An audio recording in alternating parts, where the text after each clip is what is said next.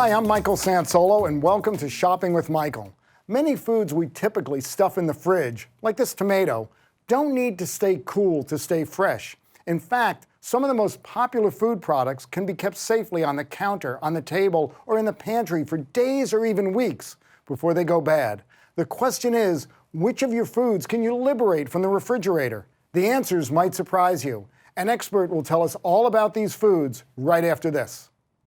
Billy works in a supermarket. He helps stock the shelves. One day, Billy figures out that there are 120,000 different items in a big modern supermarket. When he divided the number of items he usually stocks in a day into the total number of items in the store, he realized that it would take him nearly 4 years to get the job done. Of course, Billy is only responsible for the store brands, so his job is easier. There are thousands of store brand foods, beverages, snacks, health and beauty, kitchen and household products. Each store brand with quality comparable to the national brands, but less expensive. Billy smiled. Restocking store brands is a lot easier.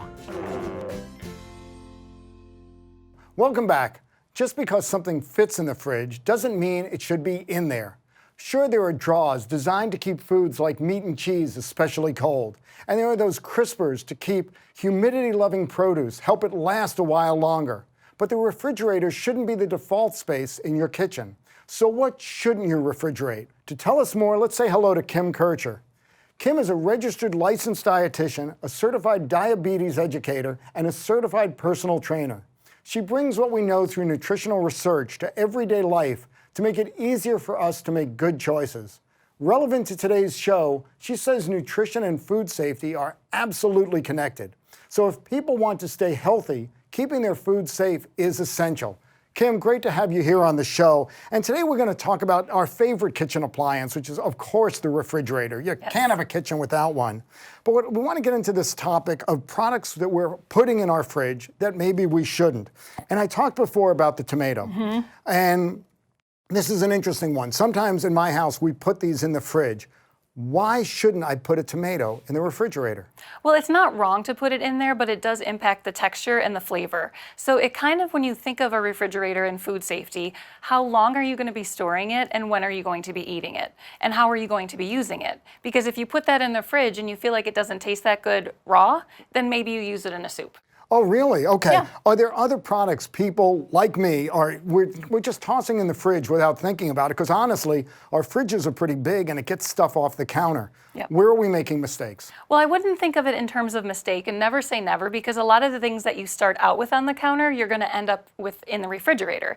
And fridges do prolong the storage time, which is a wonderful thing. People are worried about food waste right now, and that is a wonderful way to manage it. But to your point, keeping things out on the counter can actually impact quality in a good way. So for instance, like avocados, if they're not quite ripe, you want to keep them on the counter until they get a little bit riper.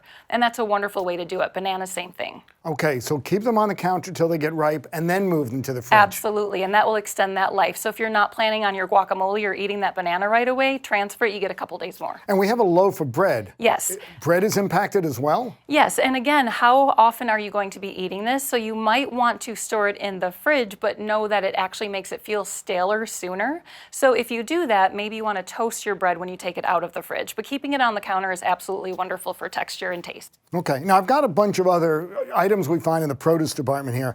Onions. Never in the fridge. Never in the fridge. Never in the fridge until you cut them.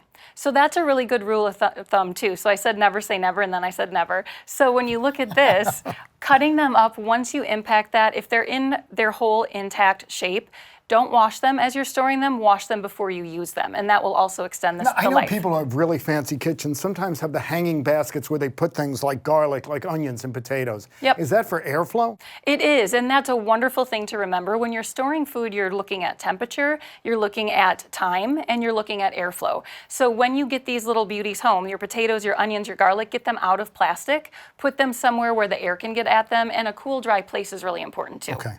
You mentioned temperature there, and I know Yes. temperature is a big issue when we talk about food safety, because we all have fridges, and a lot of fridges, if you try to set the temperature, it says A, B, C, D. Yep. I have no idea what temperature B is, or any of those, or it says 1, 2, 3. Yes. How cold should our refrigerator be for maximum effectiveness on food safety and food quality? The best recommendation for the fridge is under 40 degrees. Your temperature danger zone is 40 to 140. So anytime we can keep food out of that is perfect. And so if you don't know what your refrigerator temperature is, that's what those wonderful thermometers are. Put one in your fridge and your freezer so you know that you've got your storage temperatures at the right spot. Your pantry too, so you know what you've got going on in there too. If it gets too hot, a lot of that can be impacted. Okay, and like you say, the danger zone is 40 to 140.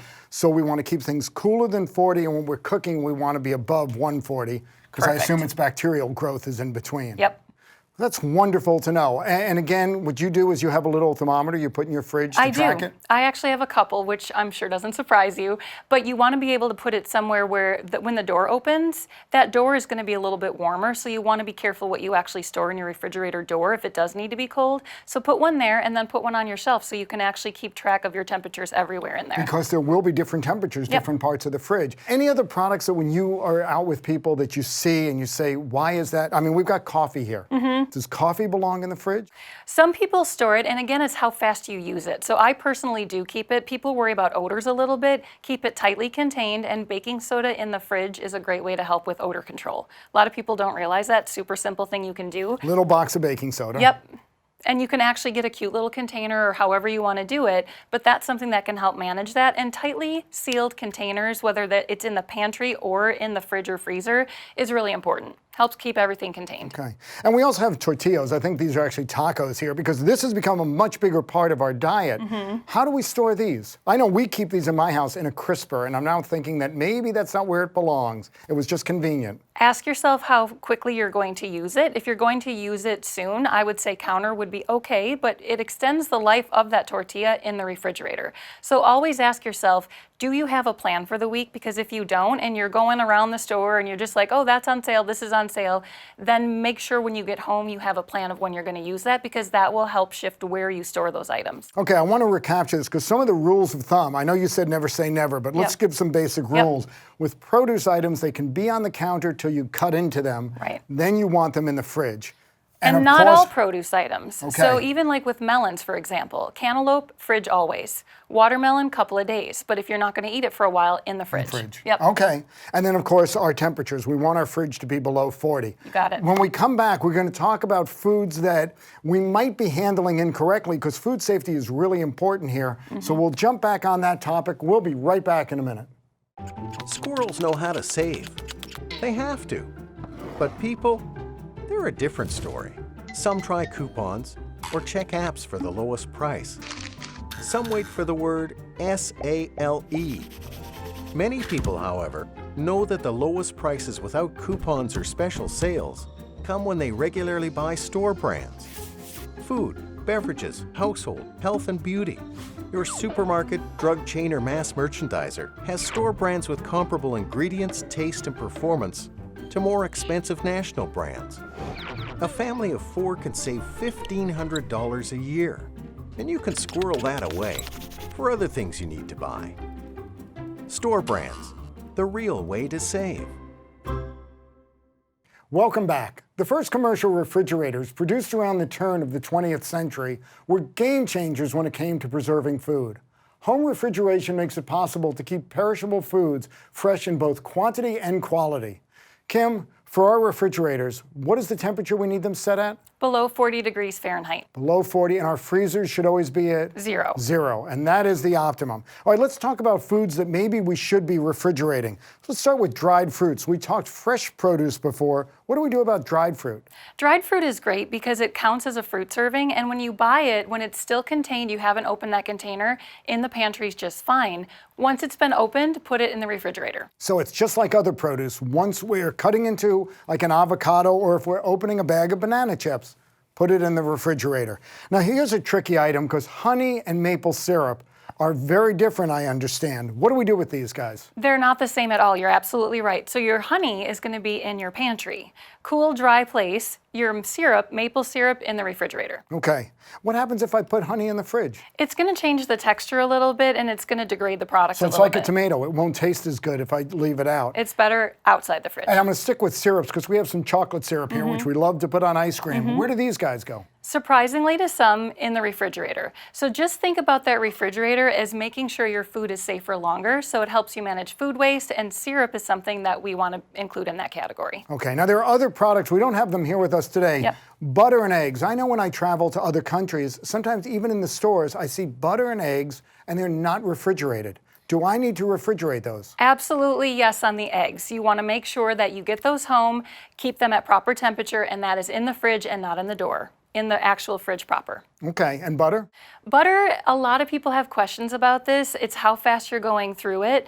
You have to be careful with what kind of butter. Pasteurized, salted, you can leave a little bit out on the counter, but you want to use it quickly. Okay. If it's warm outside, probably needs to be in the refrigerator. So if in doubt with butter, keep it in the fridge. If you're using it quickly, out on the counter is okay. Now then we have flour, which is a product, and again, in our house, it's always in the pantry. Is that where it belongs, or am I making a mistake there?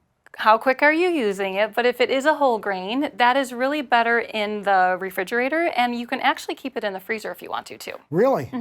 And then even things like cured meats, because I know in a store, I may see cured meats in a refrigerated case. I may see others outside. So what do I do with an item like that? If it's something that is okay outside of the refrigerator before you open it, you can store it like that until you open it. So you're sensing a theme here. Once you open those packages into the refrigerator, most things go. Okay, and that's a good theme because honestly, as you talk about this, it's very helpful, but there's a lot to think about. So with most products, once we're opening them, move them to refrigeration. Yes. If I am at home and I just cannot figure stuff out, are there any websites, any good sources of information to help me through this? The USDA has wonderful food safety guidelines. It gives you storage for open and closed containers, so that's really nice. It talks about refrigerator and freezer, so there's wonderful resources like that. And you can always call the company as well. And if it's a produce item you're not sure of, ask before you leave the grocery store. The produce manager or the produce workers can help you. They're tremendously knowledgeable. You know, Kim, as we talk about all of these issues with our food, we also have to discuss the appliance itself. Are there better ways for us to store food in the refrigerator? How do we manage our refrigerator to make sure it is working at peak value at all times? Wonderful question. So in addition to that thermometer that we talked about, you want to make sure that your raw and your cooked, ready-to-eat foods are kept separate. Those crisper drawers, if you have two, one for fruits, one for vegetables, remember that. And then if you do have chicken that's thawing or meat, put a plate or a dish underneath it so it catches anything that as it thaws, you're containing that, and make sure that's on the bottom shelf. Your ready-to-eat food should be above that, and always remember that using your refrigerator itself versus the door is going to be a little bit cooler for things that need it. Yeah, and I would assume it makes logical sense.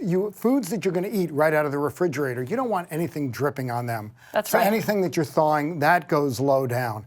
You know, there's a lot to think about with our refrigerators and our food, but honestly, this is thought that's worth having because it'll keep your food safer, and in some cases, it's going to make things taste a whole lot better. Kim, I want to thank you for being with us today. This is a surprisingly complex topic, and you've really helped me certainly understand it a whole lot better. So thanks again for being with us. You know, it seems like your refrigerator at home is always stuffed, and it might be that way because it's packed with food that really doesn't need to be in there.